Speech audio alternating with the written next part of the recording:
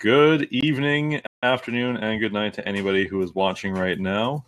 I'm Ryan from Transatlantic Brews here with Mark Henshaw to my right. Hello. How you doing, Mark? Good. How are you?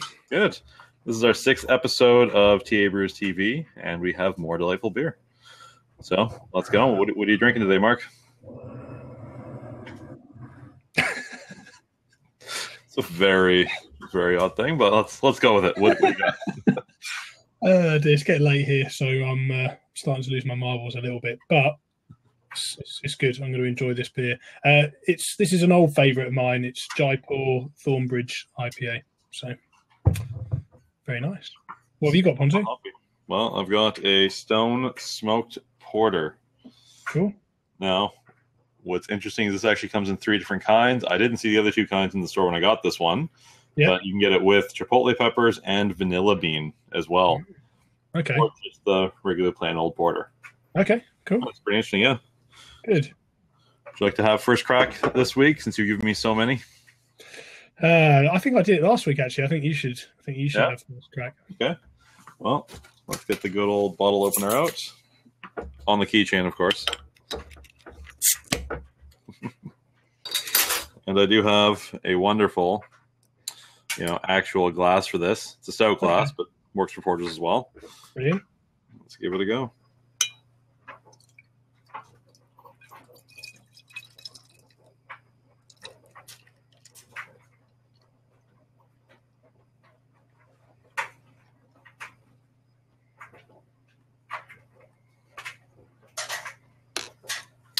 Not a bad pour this week.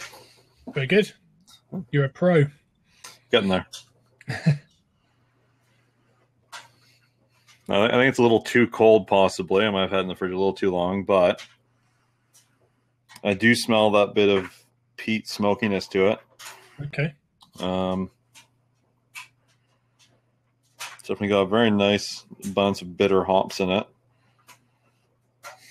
There's a little bit of chocolate in there too. It's nice. Very nice. Mm-hmm. Now, one thing to note is that this is technically 2 days expired. I don't know if you can see it on there. Right, the freshness date. Freshness thing. Yeah. Now, this one is set. If you go onto the Stone's website, they have freshness day markers for all the different beers. It looks like the average is about 90 days for most of them. And the most extreme one is a very hoppy one that expires in 37 days. This is on the long end of that, though. It's 120 days. Yeah. I've had this actually in my possession for more than, I think, about 2 weeks or so now. So I bought it within the expiry date, but it's 2 days overdue now. So I'm hoping it's not going to be an awful, awful mistake. But I doubt it. Realistically. What's that? That 37 days. I mean, not 36, not 38. Right at 37. 37 days. 37. It reminds me of that part on Monty Python and the Holy Grail when they start reading from the Book of Armaments. Yeah. You recall that bit? Yeah. You should count to 3. 4 is too much, and 5 is right out. 37's right. 38's too much. 39's right out. I think maybe they were inspired. Possibly. On the taste, though. Yeah.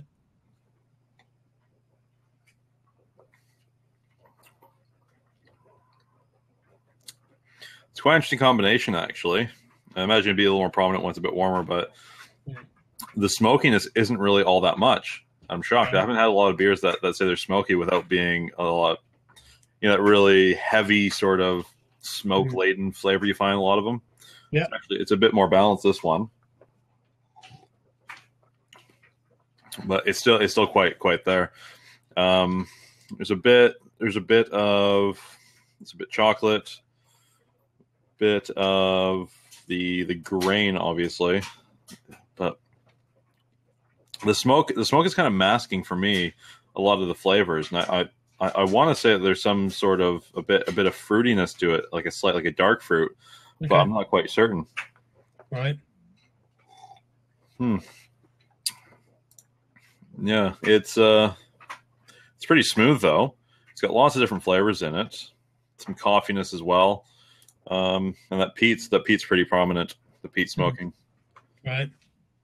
Overall, not a bad one. Not my preference in a porter personally, but it's not a bad beer by any stretch. So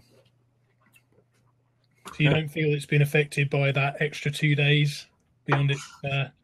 To be completely fair, I couldn't assess it without having had one that was within the expiry date before. It would make a good test, wouldn't it, to get one that was in and out? Vertical tasting, see if it makes a difference. I mean, from what I understand, it's really hoppy beers that fade the fastest with that kind of thing. So I guess being a porter, I wouldn't expect it to be quite as hoppy and therefore not as affected by that, which is, I suppose, why it has the 120 days rather than the 90 days. But it only uses 2 types of hops, the Magnum amount hood hops, right? So it's not extremely hoppy, whereas that 37-day one is, I think it said 12 varieties of hops in it. Isn't that like a double IPA or something like that? Yeah, you said it was a double IPA. Yeah. It's just crazy. So it looks like every month they put out a new batch into the stores. Yeah. And it looks like it's mostly in the U.S. that they get that. I haven't seen one up in Canada here myself. I mean, I wonder if it's just too far for them to bother stocking to survive the trip that long. Yeah, I think it would be pretty difficult, or it would certainly be challenging to, within 37 days, ship a beer from the States, have it stocked, and then have it sell all within that time, and then consume, let alone consumed.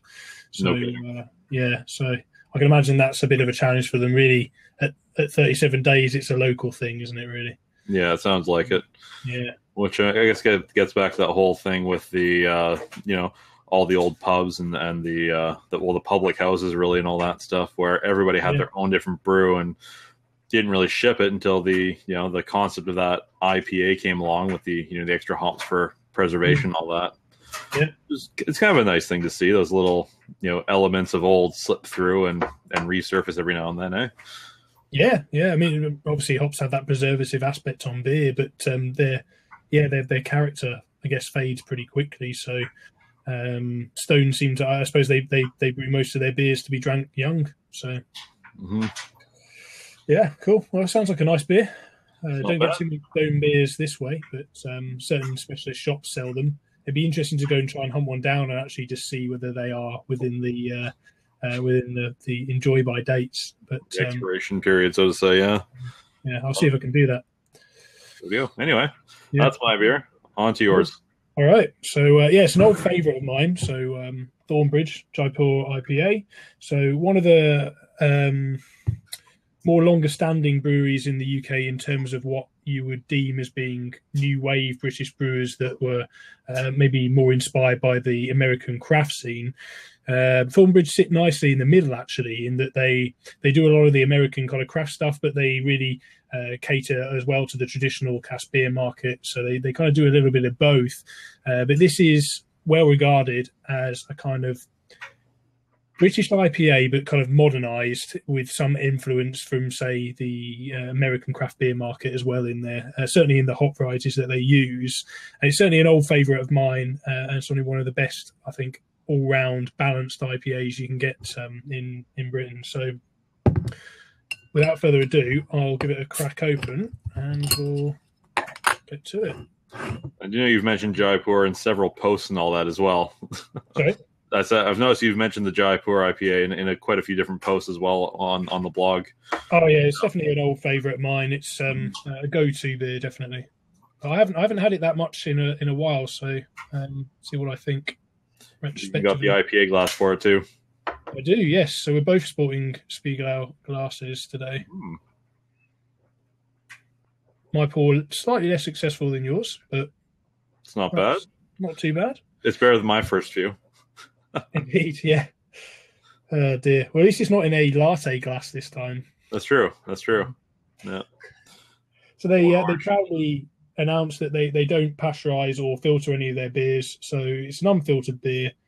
So that's slight haze to it as a result, which is always a good thing. I think it just shows authenticity to the beer. On aroma, citrusy up front, some elements of grapefruit and some resiny kind of pine elements to it as well. classic IPA. I believe it's Chinook hops that they're using in here, along with maybe one other that escapes me, but it's definitely got some of that American hop character in there. With it being Chinook, I mean, there's the citrusy element, but there's also that slight spice and earthy element to it as well, which is really rather pleasant. Mm.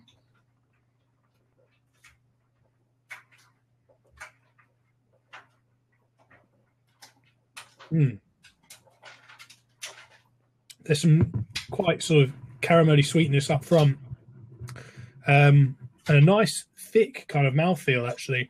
It's smooth, it kind of coats your mouth, really, really pleasant.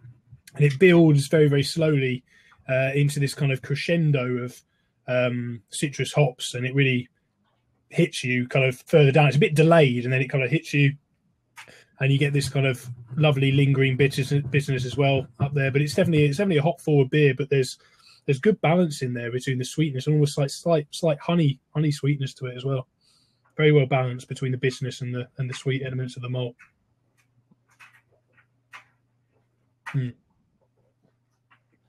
Probably the closest thing I'd compare it to that you would get over your way would be more like an East Coast IPA. So it's not got that huge. Sorry, bit more malty.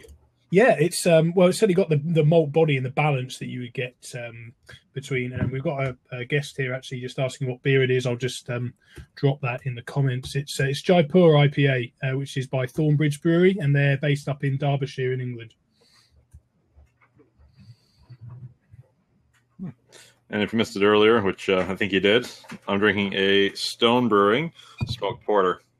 It's not bad at all if you enjoy a bit of smokiness to a beer. Mm. That lovely sort of peaty smokiness, right? It does, yeah. If you're into that, I personally don't like the smoky beer myself, but as far as this one goes, it's actually quite pleasant with it. Right. And yeah, Stone Brew, I was talking earlier, if you enjoy Stone, you've probably seen the enjoy by date on all the bottles there. And we were saying there's a big range in there with the average being about 90 days, but they have a really hoppy one. It's 12 hops in it for 37 days before it expires. So very specific. It's quite specific. Yeah, very good. Cool. Yeah, I think they're pretty particular about that. I think the I can't remember his name there. I think it's the head brewer there. He's very specific about if he catches people who stop the beer past the sell by date, he refuses to sell them the beer again. Wow, that's pretty extreme. That's a commendation to his ideal there. Cool. I think this. He said we've got another comment here. Going to grab a Dogfish Head 90-minute IPA. Have you had that one before, Ponto? I haven't. I've been dying to try that, but in the UK, I've not been able to get my hands on that. I haven't seen it in my local store, but if I went further into Vancouver, I could probably find a place that has it in stock there. Mm. I'm out in Surrey, which is kind of a suburb of Vancouver, and it's you don't have quite the same selection you do at some of those specialty shops downtown there. So, but still not a bad selection out here this ways with all the craft beer breweries around. Indeed. Yeah. Cool. But yeah, I mean, this is really nice. I mean, obviously, I know this beer really well, so I mean, I would definitely, we always say, would you seek it out again? I mean, and I frequently do with Jaipur, so it's yeah. And how about the Stone one? Would you seek that out again? For my taste, I wouldn't personally drink it on a regular basis. I mean, it's not bad. I wouldn't say no to it. But I do have other things I prefer over it. I mean, maybe if I tried their one with chipotle peppers or vanilla bean, I might enjoy it a bit more. Yeah. But the smokiness just isn't for my palate personally. It reminds me of you remember when you were over here for a while, we'd drink the Unibrew beers. There was that one Maudit. Oh yeah. The devil one. Yeah. It's a bit like that sort of smokiness in it. Okay. I think the smoky element is a bit of an acquired taste, isn't it? I think the first time you try them, they're a little bit, you don't know quite how to react. But I think after a while, that kind of thing has grown on me. I don't know. Maybe it will with you. I don't know. Everybody's different, but I think it is a bit of an acquired taste. I don't know that many people who would naturally start on that kind of thing if they were. Yeah. It's something I think you grow to appreciate. Well, you don't have to, I suppose. I mean, not everybody has the same taste, but I found for me anyway, that sort of thing was an acquired, growing taste for me. Mm-hmm. Oh, well, maybe in a few years I'll be Nothing but smoky beer. Never know. Maybe. I enjoy the hops a lot. Yeah, variety is the spice of life, as they say. So, I think, I don't know, mixing it up is a good thing. Yeah. Well, that's all I've got to say on my beer. If you guys have any more questions about anything else, we're open for a complete discussion if you want to know anything else right now. Yeah, for sure. Yeah. It's like keen on the Dogfish Head, so that's cool. Yeah. All right. Well, I'm Ryan. That's Mark from Transatlantic Brews. You can check out our website at transatlanticbrews.com, where you can actually grab a Beer Geek toolkit, which will help you enjoy your pint in 5 steps. Hopefully, anyway, if you follow it all. It's a nice, well put together PDF download. Feel free to get it. Transatlanticbrews.com. Thanks, guys. Have a good night. Yeah. Thanks for joining. Cheers. Cheers.